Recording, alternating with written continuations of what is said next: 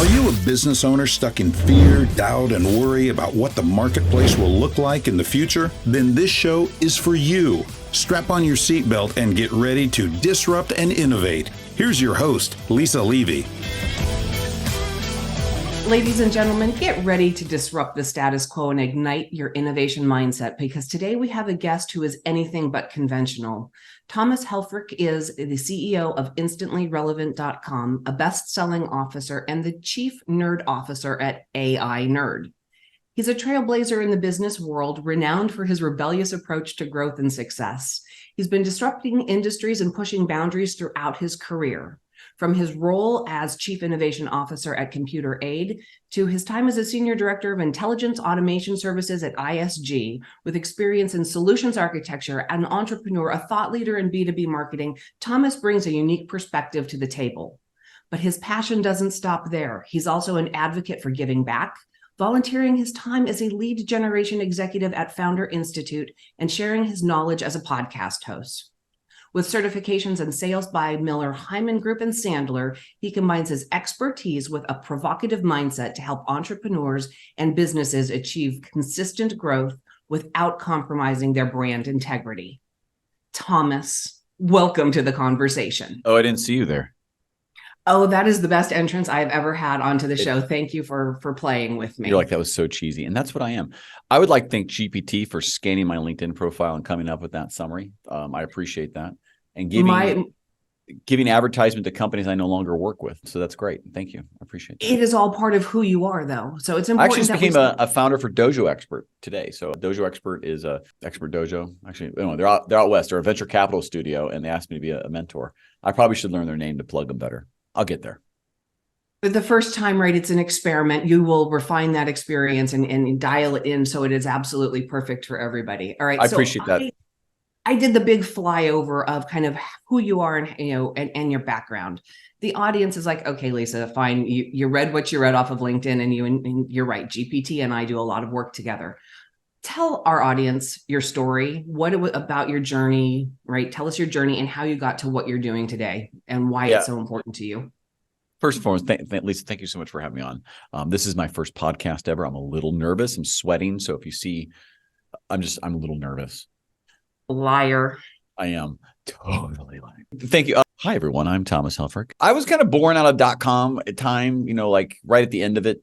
So, I went to school at IU, Indiana University, Bloomington, came out with a business degree. I know I'm going back a little bit because that framework sets from where I get today, where I came out like anybody out of college, right? Chasing the highest paid thing. I understood technology pretty well, got a developer role. I definitely remember myself being a better developer than I was, but I was so smart. If I was as smart as I was in my 20s, oh man, I'm so much dumber now. Every 20-year-old will tell you that that's true. Right. I mean, you are so dumb. Right. Anyway, so you go through that kind of path. I found that I typically would talk better about technology than I could develop it. So that takes you down that kind of consulting path and have a skill set for understanding the technology, explaining it to the nerd who writes it and the executive who buys it. So that took me down that consulting path. Fast forward to about, maybe 10 years ago, I started seeing this thing called robotic process automation, AI, really kind of coming forth with all the money that IBM Watson was putting in the market for it. And so I developed an expertise around which has become intelligent automation and AI systems. And that took me down a very weird career path. I have a book that I've written called Never Been Promoted. It's because I've never been promoted, but I still achieved to become the chief innovation officer of a $1 billion services company. I just found that, you could just make more money if you skipped. So different podcasts. We're not talking about that, but I always came in as a disruptor because I was this advanced technology called, what we're looking at now of AI and intelligent automation and such. My expertise got brought around that. And then just during that path, you change jobs, COVID hits, you become an entrepreneur. And then you start applying what you know. I'll take a pause before I tell you my epiphany moment before I became before I became an entrepreneur. But the idea is that I was always coming in as this change agent into big companies, like coming in as a consultant into Eli Lilly or Stanley Black & Decker or something like that, and saying, hey, we're going to automate some of your processes and use this technology. So I got used to it at a mass scale. So to go apply it in the marketing or lead generation or business development spaces, it's a lot of fun. And it's way more tangible and impactful to the individuals and teams that we work with. So, in taking that pause, right, the little nugget in there for people who are listening who are maybe younger in their career, right? And I don't know if I have any of those in this audience or not, but we'll take a moment for them if they're out there. Never being promoted is a really great career path to maximize your income. Yeah. Yeah. Or to get jobs when you get in your 40s, you've been doing that all your whole life. It does get harder. That will lead you to an entrepreneurial role. And let's talk about, right, there's our little segue. So, taking that path where you were being a change agent is naturally a disruptive role. It is something that you always come in because something needs to be different than tomorrow than it is today. And for me, listening to this, the step from that to entrepreneur makes perfect sense. I did it, you did it, but why did you do it? I mean, I've had a calling for it. I mean, in my early 20s after the .com fall apart, I had my own company. I definitely played way more golf than I should have back then. And I didn't miss any bills, but I didn't save anything either. So it's like, you're just kind of living to work or working to live. I think that's a new term, working to live. But then you get married and you start, like, let's buy a condo. And you're like, oh gosh, maybe I should get a real job. And then as you kind of progress into that, I just never really fit in a corporate culture. I'm more inclined when I hear people, to be quick-witted, hear a pun that might exist, reply back in some way that makes sense into a meeting to my boss, making fun of him or her in a way that they don't know it, but other intellects maybe in the room would get, and then I would get, then they'd get it, and then you just kind of chip away at your personal brand and wealth, and after a while which will be my second book title, they ask you to leave. So Ask to Leave will be the next book. But that disruptiveness, I didn't also realize when you're in a disruptive type role, you yourself will be disrupted. So you don't stay in those roles long. So when I would go take a new job, you'd come in as hey, this is the new thing. And then people would get it and they'd either, okay, and now they can't further be disrupted because they have to catch up with what you just did. And so you're like, oh gosh, I think I'm going to lose my role. I need to go find the next thing. And literally every 15, 24 months, somewhere in between, you're on the job hunt. And here's a little tip for your listeners. Once you become an entrepreneur, if you have any inclination of getting another W-2 type job, do not put the word founder or CEO next to your new. Just create the same title you had the last place and make it look like a company, because you will never get an interview, because HR will be like, hey, we're not hiring an entrepreneur. We're going to hire people who will stay here and do what they're told. Absolutely. After 14 years of entrepreneurship, I proudly state I am totally and utterly unemployable. Oh, I'm absolutely unhireable right at this point. Yeah, I have a flag that I wave. I mean, I could run a company, but it wouldn't be, I'd be a contractor still to it. There's no doubt I'd be replaced within a couple of years. Absolutely. Which right now is the path. And hello consultant, hello business advisor, hello, however we want to call that role. I want to stop for a second for the members of the audience who are listening and not watching. Thomas, explain your tie to us. Oh, so right now I'm wearing a white collared shirt. If you can see this, you're like, why? And I have a tie that's cut at an angle down, and I was on a podcast earlier, to be fair. My podcast, being Never Been Promoted, name of the book, is about, becoming an entrepreneur, unleashing your entrepreneur. And the metaphor is to cut the tie to the corporate world. So I have it loosely undone. It's cut at an angle, raggedly cut. It's our logo. It's a brand. And I will tell you, so, I'm the founder and CEO of InstantlyRelevant.com. That is the breadwinner that makes me money. Not enough, according to parts of my family. But anyway, there's capital retention, people, and cash flow. You got to understand these things. You can't pay yourself a bunch right away. You got to hold money. Not going to be a popular subject at home if you do it that way, but that's how you build a business. Anyway, I wrote this book. Nugget. You're right. I wrote this book. It's about the launch here. It's, in November of 2023 right now. So it's like, a couple months, it should be out in Amazon. And the tie is a metaphor for the book and for my thinking of just, it's not bad to have a job. It's not bad to work at a company. It's bad if you're miserable in life and you have it and you're not doing the things you need to go make yourself. You get one life. I don't want to say the YOLO or whatever the right term is currently, but you only get one life at it. And if you're good enough to get a job, you can go figure out how to do your own business if you just put the work in and get some resilience and grit and get out there. And so use your W-2 as an angel investor to fund your side hustle and get the bare minimum to that company, because they will get rid of you instantly. It is not as secure as you think it is. The only thing that's secure is if you can make your own money and control your own brand and your own, customers. That's what is secure. And that's the falsity and the lie you've been told for corporate worlds. So those who out there who do it, go start a side hustle and let your company fund your side hustle. And that's disruptive, people. That is disruptive. It is something every employer hates. But the reality is I did something different and I had a temper tantrum and I quit my job and I started a business. I'm sorry. You had a temper tantrum. Do we need to go sit in the corner and talk about it later? No, I've already done that time. Okay. And that was 14 plus years ago. And the story is out there. You're 28. How are you? Do you do this at 14? I did. I started this when I was about 12. Oh, okay. I was sorry. A bit of an overachiever. overachiever thing. But take the time to have a plan, let your current job pay for that plan to come to fruition, and then make the leap, because doing it impulsively is just stupid. It's stressful. And if you get thrown into it, I will tell you this, that I love that, get the side hustle, find your first few customers, come up with your system or what your offer is, keep it very niche and focused. You don't have time. And even when you become an entrepreneur full time, you won't have time to go bigger than that. Nothing will feel better than collecting that first $1,000 or $300 or whatever you're going to charge for whatever you do. It'll feel so much better than your paycheck. I can't even tell you how cool it feels to get something that you're like, you weren't supposed to get. And when you do that, don't break any laws. If you're not allowed to moonlight legally, not civilly legally, but like criminally legally, don't. But you are. The point is, do it and then build it. But here's the thing. It doesn't happen. You're going to have to get up a little earlier. You're going to have to go to bed a little earlier. You're going to have to not go out party as much. You're going to have to give up something. And you better get real comfortable with that, because once you become a full-time entrepreneur, once you're on your own, once you've been asked to leave and you're like, oh shit, there's no more safety net. That's when the safety net's gone. That's when you perform. That's when the test comes. Because I thought I was working. I was probably working 35, 7 hours a week in my last role in a really good job on my company, not the other one. But when I got full on, I was like, I have no excuses right now. There are zero things blocking my path. And that's like oh God, what do I do with it?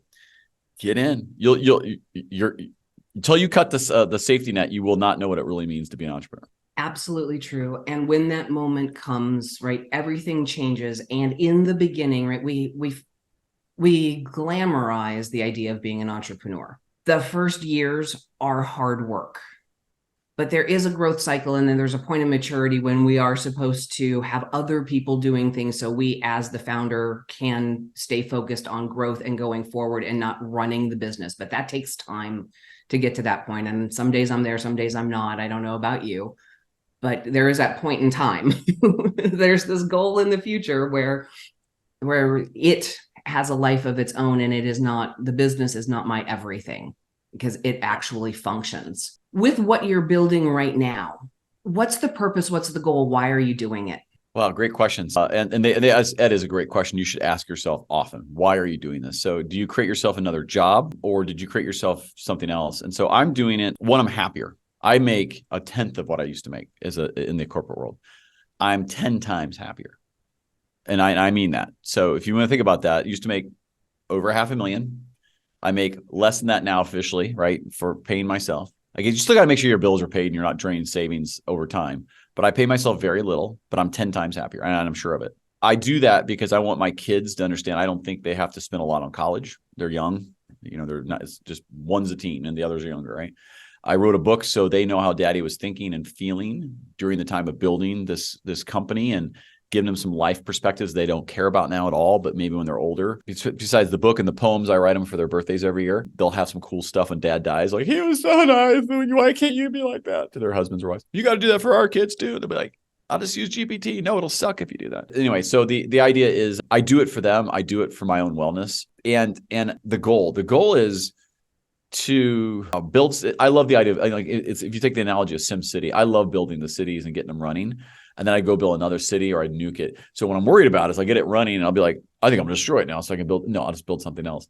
I love that phase. And it's just to create enough wellness and abundance in my family and for others around me, a community, that we can give back. I try to give back to entrepreneurs because I have a high passion to help entrepreneurs, the risks they take, the pain they go through, the corners of the rooms they hide in, they go cry out when no one sees them when they're putting a face on. Not saying I did that earlier today or anything.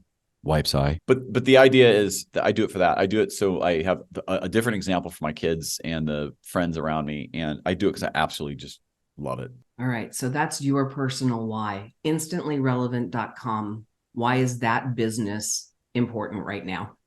Yeah. Well, InstantlyRelevant.com it's It's my baby, right? It's my firstborn, so to speak. Actually, I think if you think of my first one, it's probably had a firstborn that I got rid of. I didn't like it, so I traded it out. No, this is my firstborn. It's important because it's important for customers. I'll say it this way. It's important for people because people come to us to stop guessing how to leverage LinkedIn to make money, to build their business. We're a full agency behind it, websites, all the other things that go with that. But 99.9% of the people come to us first to solve LinkedIn. And so we're really highly active with one or two paths or both even, coaching, showing them how to teach them how to fish. So do it yourself, group or private, or just doing it for you. And they come to us because they've often, here's the triggers. They don't know what to do at all because they're new. Or they've tried spammy automation, other brand wrecking activities like avatars, whatever else. And they're now in a hole of, I had 10,000 people I could have sold to. I've sent them cold emails and DMs over the last, 12 months, 18 months. It kind of worked at first and now no one's talking to me. I'm like, well, no shit. That was my one bad word, right? So, no duh, because 9,000 hate you now because you're a spammer, and 500, maybe 700 were polite enough to say no, thank you. And then maybe some other people were interested and usually get kind of the worst in crop that don't care about those. And so you're digging yourself out a hole. So there's better ways to do this. There are no shortcuts. And guys, here's the takeaway. There are no shortcuts. If you're in a cash grab business, take the shortcuts you want. That's fine. Your personal brand will be wrecked. Your company's brand will be wrecked in 2 years, 3 years. You'll make some money. Maybe that's your thing. But if you're trying to build a business that's based on know, like, trust, that needs relevance as a catalyst to accelerate that, and you care about your personal brand and your company's brand and those who work for you, the way that our system shows you is to do that. So it's consistent, it's thorough.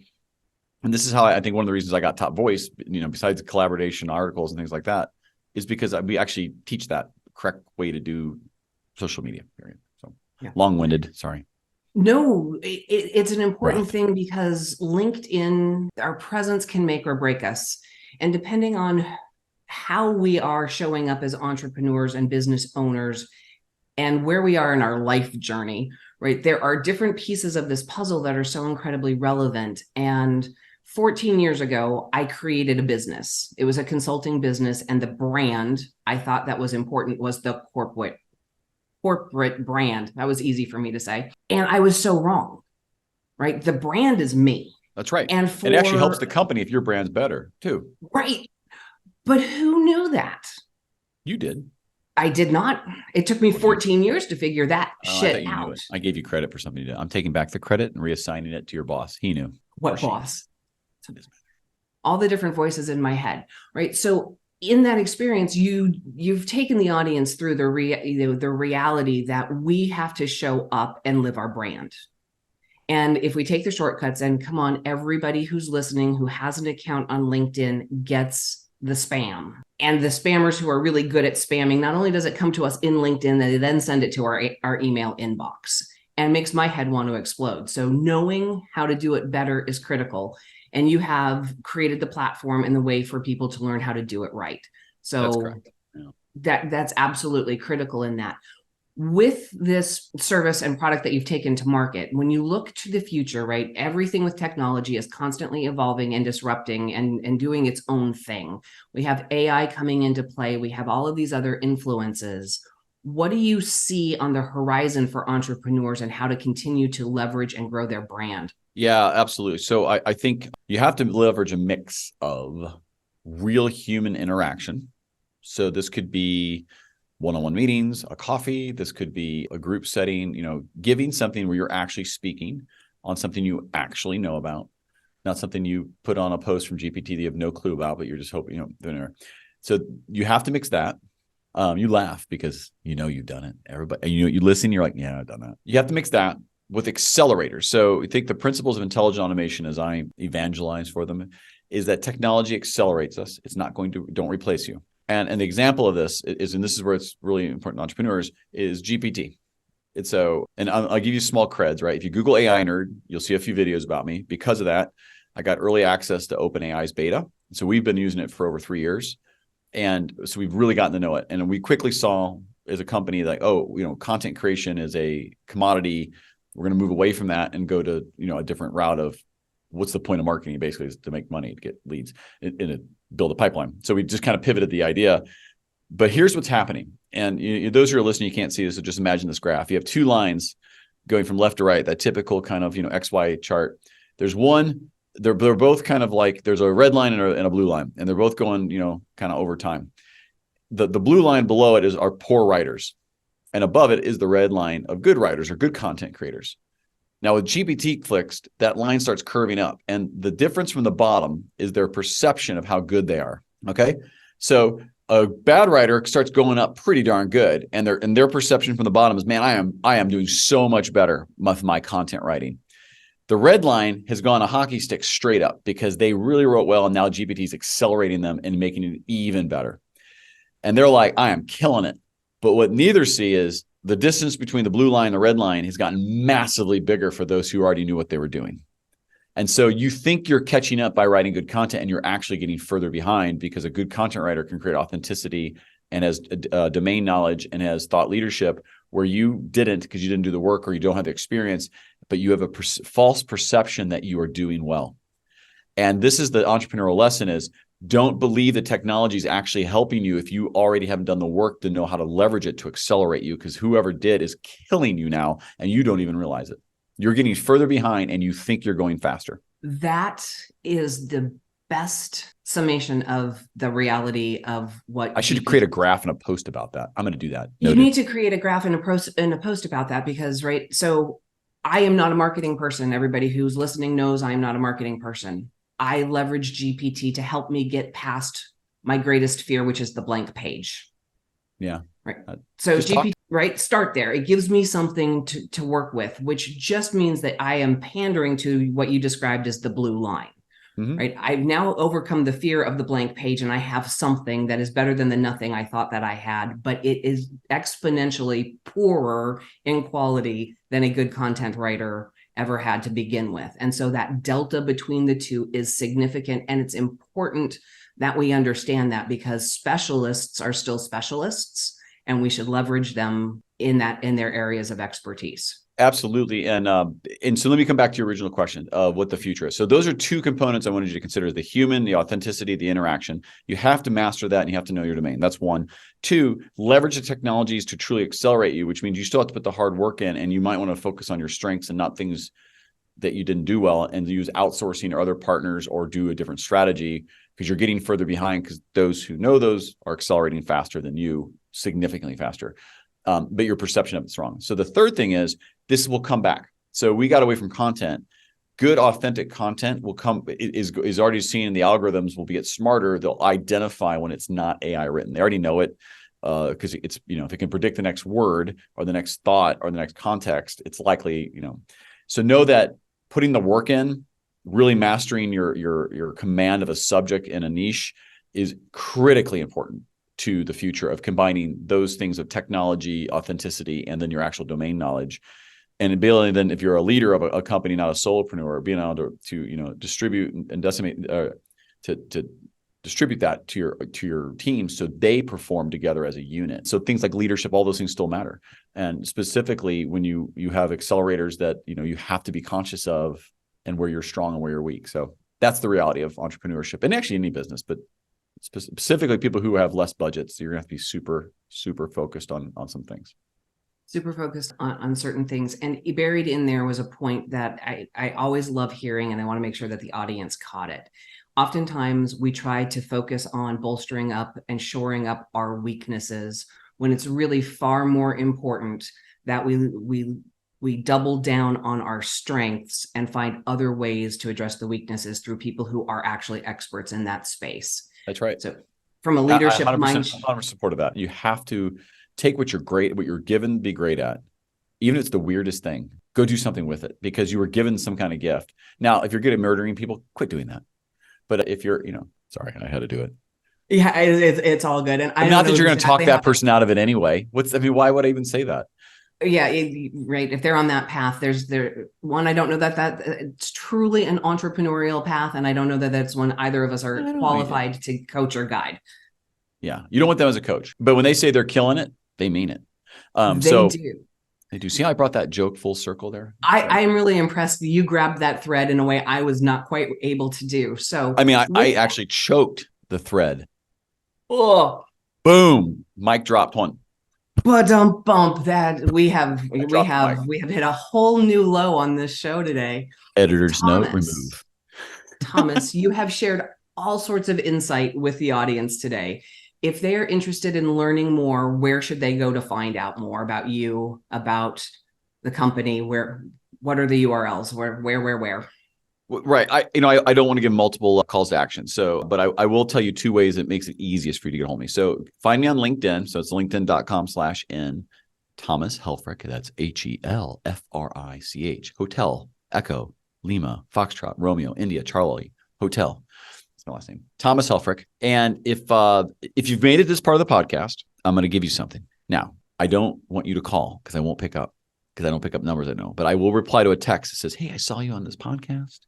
I'd love to find time with you. I will drop you my personal calendar link, private one, if you text me. And here it is. Ready? This is actually my phone. 314-954-6900. That's 314-954-6900.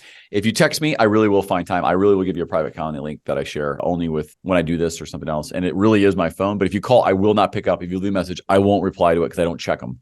I believe it's an antiquated. It's like the United States Post Office should be defunded to just get rid of it. They lose every package I ever try to send through them. I hate them.